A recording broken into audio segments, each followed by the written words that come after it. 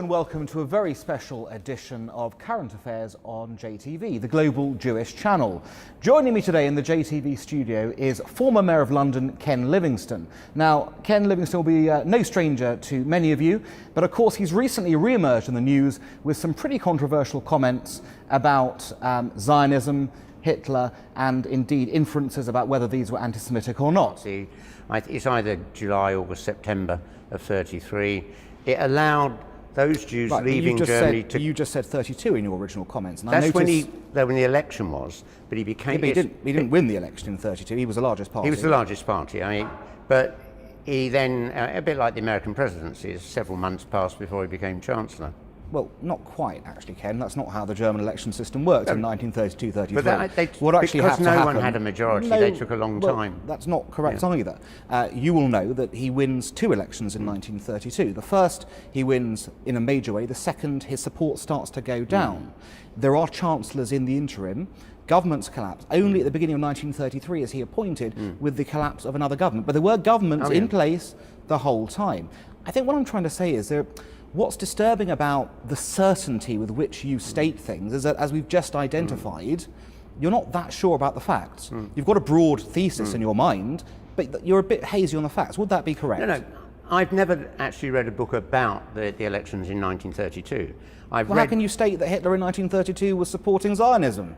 I mean, well, if you actually look in his speech he made, I think on the 6th or 7th of July 1920, he actually says, the Jews should move to Palestine. That is where they can have their full civil rights. So he already had that in mind. Yeah, but he also speaks in Mein Kampf about ideas of exterminating them, removing them in a different way, not in a physical sense of but actually getting rid of them. Yes. But that's different to moving them to Israel. That is, but that was Mein Kampf, which he wrote in prison.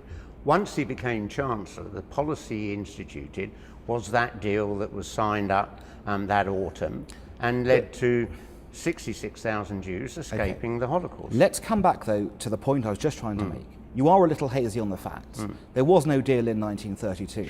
There was no state of Israel. I didn't say there was a deal in 1932. There was no, I said when he became Chancellor... You said his policy then, when he won the election in 1932, was that Jews should be moved to Israel. It wasn't. But it wasn't. Well, it was. You then stated in 1933 a policy emerged, but it wasn't in 19... You've got no historical proof for 1932 being that point. What I'm trying to say to you, Ken, is you've got a thesis, a broad thesis, and you're presenting arguments which we'll talk about 1933. But the fact that you keep on citing 1932 is historically inaccurate, and that's a problem for some of the other things. I'd like to play to you the testimony of a Holocaust survivor, a lady called Marla Tribich, who survived Bergen-Belsen, who heard your comments and wanted to say this about them.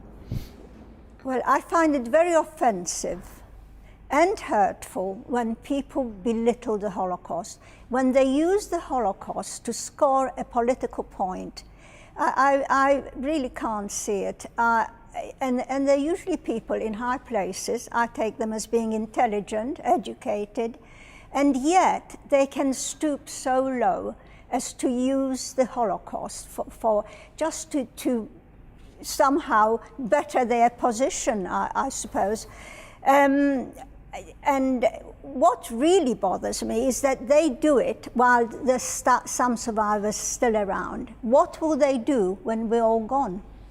Well, let's look at what Brenner says, your source. Brenner says, and here's probably where you've got some of it from, the Nazis preferred the Zionists to all other Jews. Correct? Yes. Okay. So, where Brenner has got, the source Brenner has got that from is from a man called Rabbi Joachim Prinz, okay? It's a document he used to establish in his article where he states, the Prince himself states about how we wanted the Zionist cause to be favoured and it came about in this way. What he doesn't quote, and this is quite crucial, in the same document, Prince goes on to say, but the Nazi attitude towards the Zionist was only a facade. In reality, the Zionists were and are miserably treated. During the years, Zionists have frequently been arrested. Zionist meetings were forbidden or dissolved. Zionist officials were, and still are, frequently called to the Gestapo and examined in not very polite terms. In brief, the seeming pro-Zionist attitude of the German government is not an expression of and should not be confused with cooperation on the part of one side or the other. So the very same source Brenner is using to prove his point is actually arguing against it. What do you think about that from a point of historical veracity? Well, as I just said, senior Nazis at that meeting in July 2007 wanted to stop this deal because they feared the creation of a Jewish state. Hitler overruled them, and therefore I think Hitler saw this as the way continuing right up until he began his policy of genocide. Right, but it wasn't supporting Zionism. We've just had the words of a prominent Zionist, okay, who has stated that Zionists were persecuted as all other Jews were. There was no facade.